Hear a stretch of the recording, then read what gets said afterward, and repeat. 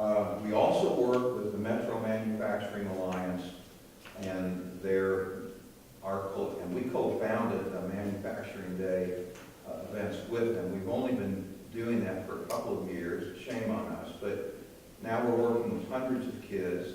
The kids go to different manufacturing operations and they see, along with their teachers, and we have teacher externship programs also. You're kidding me. Okay. Listen, not surprising for me. But anyway, two last things to say about this real quick is that we're also engaged in a regional Cradle to Career initiative with a host of stakeholders that also affects youth in a preventive and proactive way long term. And we also work with several school systems in terms of their college and career prep platform, which is very significant, and it's changing the way the school does business.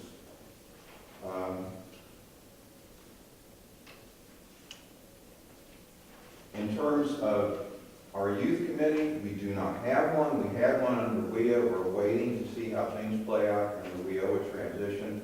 But we do have several board members that would play into that and are playing into that currently. And one other that's not listed, Becky DuTon, who's wonderful.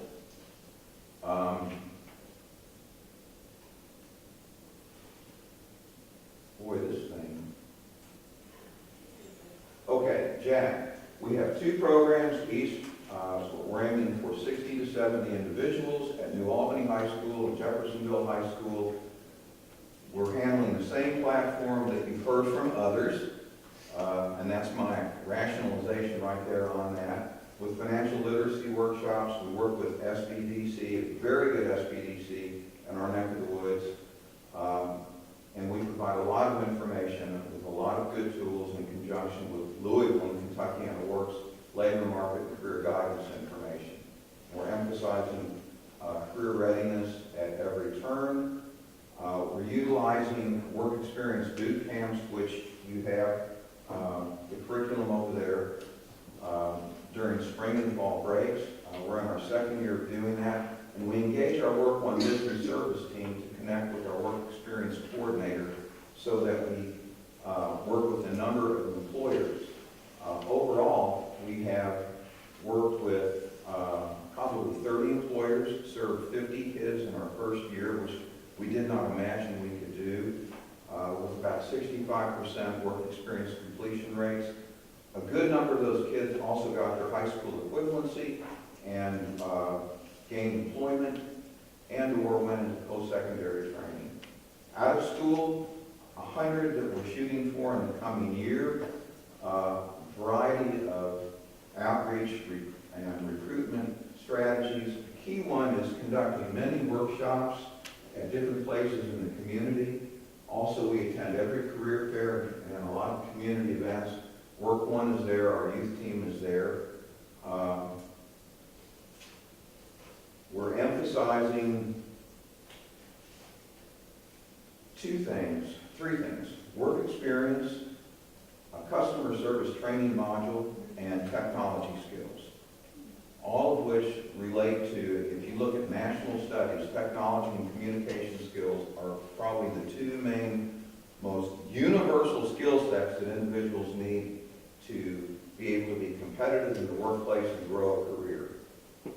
And we do that through Work One resources, especially.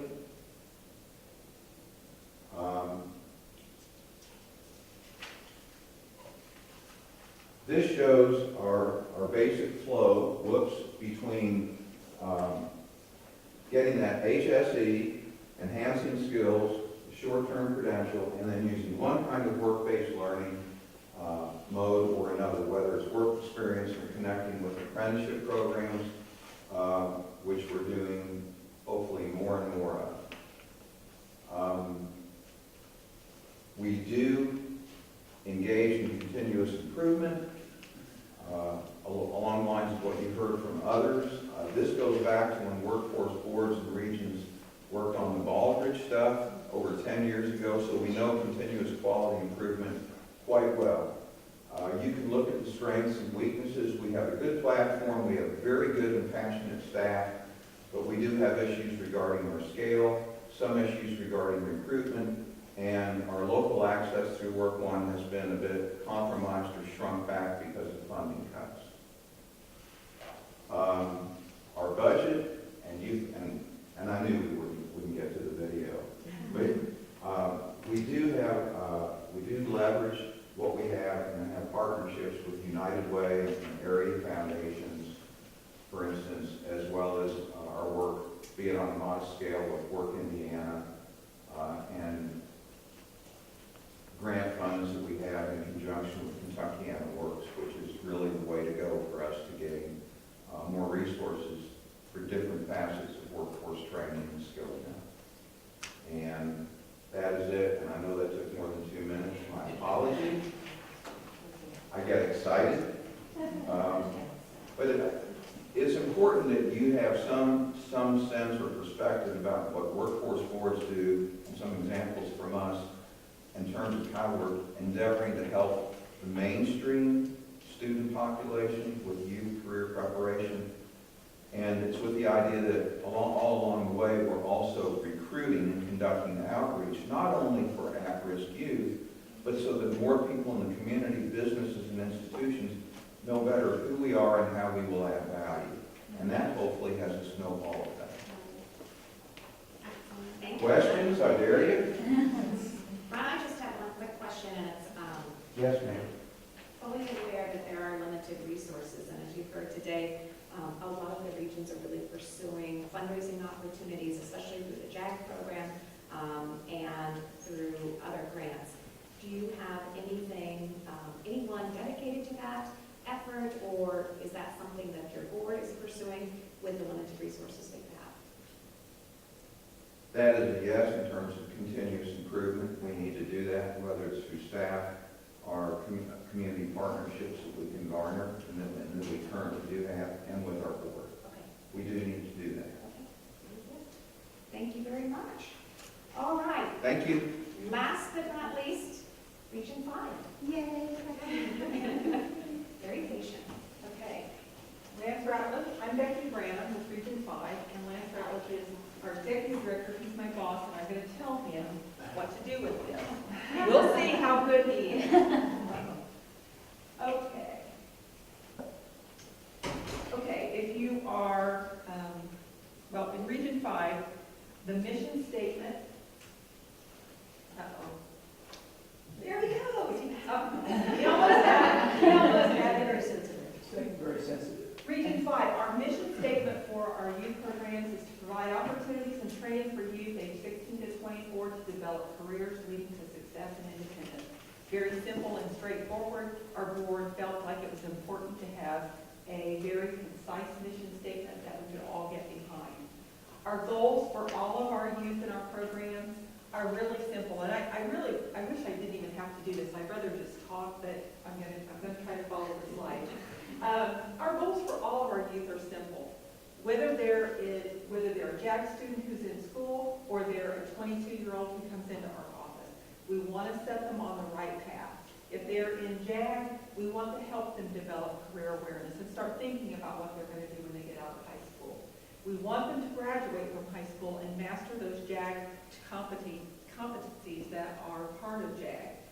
If they're out of school youth, we want them to, if they want to pursue additional education, then we want to be the catalyst to help them do that. If they don't, if they're absolutely certain, we still want to make sure that they get into a job or a career path that they can do that in the future. We try to give them all the skills and all the information that they need, because they're not always ready. If I'm 20 years old and I'm not ready for it, I'm not ready. But in 2 years, when they find out the wages they make, and we also, of course, give them that information up front. Don't get a credential. You can look for over your lifetime to make a lot less money. But that doesn't always sink in until they're out there and paying their own bills. So that's our goal for all of our youth, is to get them set onto the right path. Sometimes that's easier than others, but I mean, the bottom line is we want them to be able to be successful adults, and that's the bottom line. Our youth programs, I just wanted to give you shortly, we have work one offices that serve our out-of-school youth programs in all of the counties that surround Marion County, all of the counties that touch Marion County, plus Madison County. It doesn't quite touch Marion County. Madison County is also ours. With the exception of, we do not have a full office in Morgan County. There was, economically, a few years ago, they decided to downsize, and our office in Hendricks County also serves Morgan County. We have some staff that go there on a regular basis. As far as our JAG programs go, we right now have 11 programs in 9 high schools, and Lance, we're going to the next slide. We've been there for a while. We have 11, see, it's good, I've got this. We have 11 programs in 9 high schools in our region, and in January of 2017, we're going to add another one, Avon High School.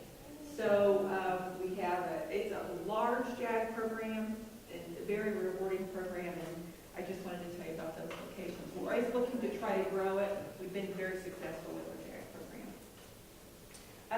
We do have our JAG program consists of serving juniors and seniors. We are allocating 25% of our WIOA budget to our JAG program. And the WIOA, you know, everybody here today has talked about the WIOA program elements for youth.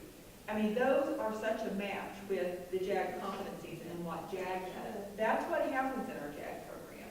We go through all of those WIOA youth elements are available, or we make referrals to community resources to make sure those are provided. Our outputs and outcomes with JAG are very simple. It's number one, it's high school graduation. And I'm proud to say that in Region 5, I think that we were the only region in the state, we were 10 in the whole country 3 years ago who met as a region the 5-on-5. And of course, since then, the whole state has just, you know, the improvements have come along and we're all doing it. But that first year that we did it was, we were in Memphis, Tennessee for the conference, and that was really very rewarding. So our outputs and outcomes, again, it's meeting those 5 standards for the JAG National and meeting our WIOA performance standards, which are placement into employment, post-secondary education. We do have a proven record of success with the JAG program, and it's well received and well respected in our region. We evaluate our JAG programs. I mean, I think it's pretty simple. I mean, we look at, are we able to meet those 5-of-5? Are we able to recruit the number of students into the program that we need? And are we meeting our WIOA performance standards? We have to do that because that's where part of the money comes from. Okay, so our out-of-school youth program, we have a career service advisor in each one of our work one offices. So they specialize in working with just the youth. We don't, in years past, we had, you know, it was more of a staff person who dealt with every program.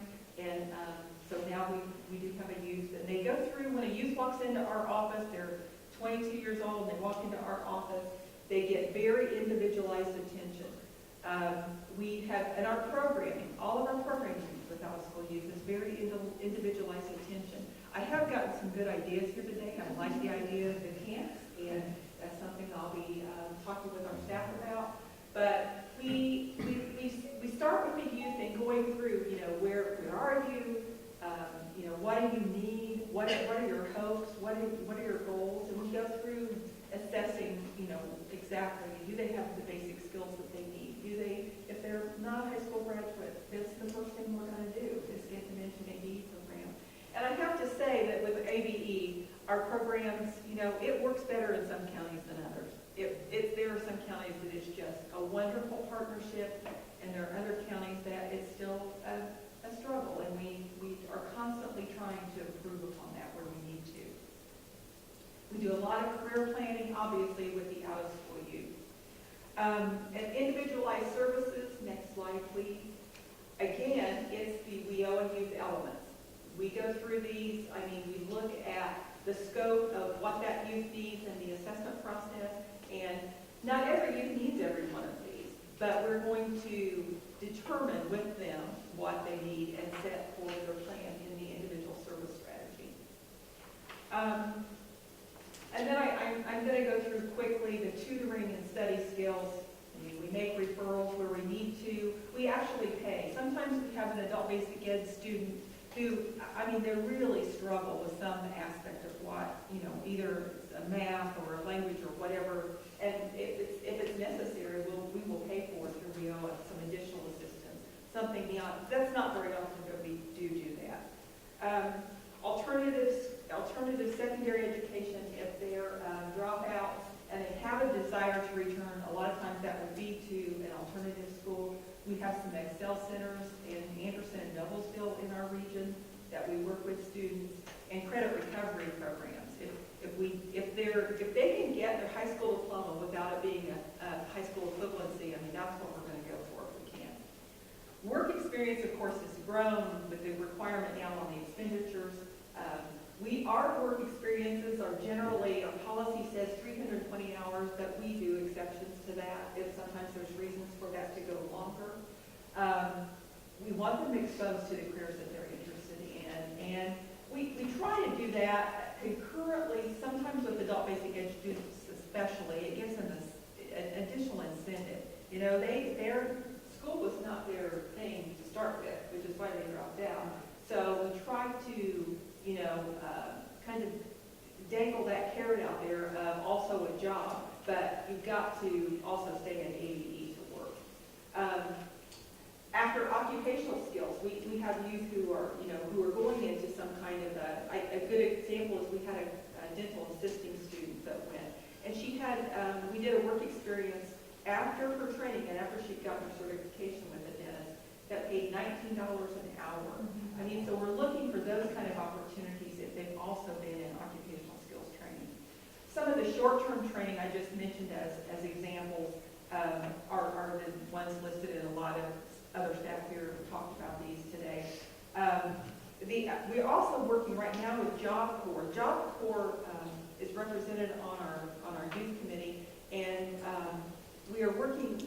Actually, Jeff Bird is the chair of our youth committee, and we're working right now with them to try to put together an advanced manufacturing training program, because it's not offered at Job Corps. It's really frustrating for him because they have all of these training programs there, and we're right here in the heartland of manufacturing, but they don't have that one.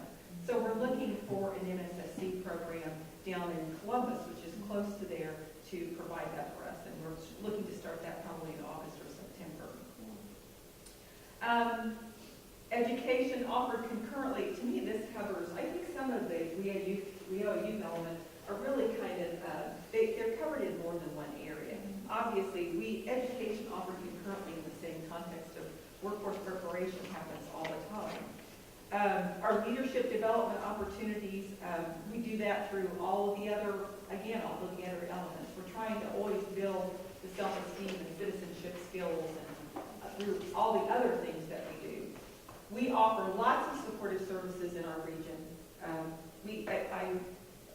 I've been in employment and training for a lot of years, and transportation has been a problem from the day that I started a zillion years ago. I came to workforce development right out of college. You can see how long that's been. And it's still a problem. I mean, you've got to get from point A to point B. Now, things being online has changed that to some degree, but you actually have to get to a job. If you can't get to training, then you have to figure out how you're going to get into a job. It's an ongoing, one of the things that we do to try to assist with that are gas cards. We only have one county that has a public transportation system, that's Anderson. Of course, we provide bus cards there. Under supportive services, if they're parenting, we do child care assistance, we do assistance with books and tools and supplies for training. Incentives, we're big on incentives in Region 5. My guess would be we're as big as anybody on incentives in Region 5, and that's because it works. Money works. We set up, I talked to our new staff and our ongoing staff, I do want to offer, we do have an incentive if they get a high school equivalency or they get their high school diploma, but we talk about don't let that be their only incentive. You've got to build in short-term incentives too. Set goals with them. When you're doing an individual service strategy, say, you're not only at a 6th grade math level, and it's going to take a while to get to where you need to be. But if you raise that math level one grade level, there's a $25 incentive. If you raise, so we build those into everything that we do. We do maintain, if they maintain contact with us, we're evaluated during that follow-up period. That's where the performance comes into play, both with JAG and with the out-of-school youth program. So, even the best of your students or your young adults, when they leave, you know what, they've got a job, they kind of forget about you. But if you say, you maintain contact with us, and you answer our calls and our texts when we try to talk to you every month, at the end of that year, you're going to get a $100 check. Well, you can't believe how that works. You can't believe. We do not have a problem with the follow-up now. We incentivize the savings accounts and the banking. The entrepreneurship is, I'm starting to cry now, let's skip ahead. I've worked with Doug Bainey with the Small Business Development Corporation. He's prepared, kind of adjusted a presentation that's kind of going to be train the trainer that we're working with our staff in providing that. And my feeling about the entrepreneurship is it's one avenue that some students never think of. I think of my own self, and if you come from a family that never owned their own business, and nobody does that, you don't think of that as a possibility. So I just think the exposure to that, I really think that there's a limited number of students that's going to take with, but we want to at least make them aware of it and know about that as an option. The out-of-school youth program, the length of the program, it's individualized. I mean, some people who come to us as out-of-school youth are with us for 3 months. Sometimes they're with us for 15 months. It depends on what they're doing. 75% of our WIOA funds will be spent on out-of-school youth. Our outputs are our WIOA youth standards. If you meet those, then you've got your youth on the right track. They're ready for their life after they leave you. The strengths of our program are, I think, out-of-school youth is we are individualized. We're not a one-size-fits-all kind of program, and we have staff who specialize in their services. Issues, again, I think with out-of-school youth, it revolves around transportation and getting them to where we need them. And sometimes it would be nice to, and I have to talk to some other people about doing the camps, it would be nice to have a critical mass sometimes to be able to do. There's a good synergy if you can get enough youth together. But I think we found that our youth come and go, their entry point and exit point from our programs are all different. And so sometimes we have a hard time with getting them all together in one spot at one time. I would say on our enrollment goal, our in-school youth JAG enrollment goals will be 460 students this year. We will have, with our new program that just starts in January, we're really looking to try to get 20 students in Avon for half the year. And then our enrollment goal for our out-of-school youth is 520 youth. So, have any questions? What about your youth committee? Oh, I'm sorry. See, I was hurrying so fast. We do have a youth committee. There it is. We do have a youth committee. I mentioned that our chair is the community liaison from Job Corps. They monitor our programs. We meet bi-monthly, and we give them kind of the statistics part of our program. How many have we enrolled? Where are we on performance? What are our activities? I started having the service provider staff come to those meetings so that they can share some of the personal side of what happens with youth, because I think that's important for them to know. We provide the input, we provide the information on input and output. They help us with determining things like, best ways to recruit and, how to make contact with the youth and how to engage them. One of the things that they've done is participate in our regional career development conference for JAG, which has been hugely successful, and they love participating in that. So our youth committee has, we did have a youth committee under WIA, and some of that is somewhat new. Some of the members dropped off after WIA, and we've gotten new members under WIA. Just two quick things. Excuse me, this is Gretchen Goodman. Good morning. I have a question, a couple questions. How many